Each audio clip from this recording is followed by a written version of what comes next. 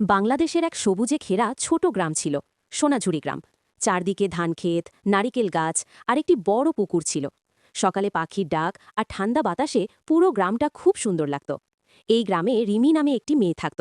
সে খুব দয়ালু ও পরিশ্রমী ছিল। রিমি প্রতিদিন সকালে উঠেই গাছকে পানি দিত আর পাখিদের জন্য খাবার রাখত। গ্রামের সবাই তাকে খুব ভালোবাসত। একদিন সে দেখল গ্রামের পুকুরটি ধীরে ধীরে শুকিয়ে যাচ্ছে। এতে সবাই চিন্তিত হয়ে পড়ল। রিমি ভাবল, আমরা যদি বেশি করে গাছ লাগাই এবং পানি নষ্ট না করি তাহলে পুকুর আবার ভরে যাবে। সে তার বন্ধুদের নিয়ে গ্রামে গাছ লাগানোর পরিকল্পনা করল। রিমি ও তার বন্ধুরা গ্রামবাসীদের সঙ্গে নিয়ে অনেক গাছ লাগাল। সবাই মিলে পুকুর পরিষ্কার করল এবং পানি নষ্ট করা বন্ধ করল। রিমি ও তার বন্ধুরা গ্রামবাসীদের সঙ্গে নিয়ে অনেক গাছ লাগাল। সবাই মিলে পুকুর পরিষ্কার করল এবং পানি নষ্ট করা বন্ধ করল।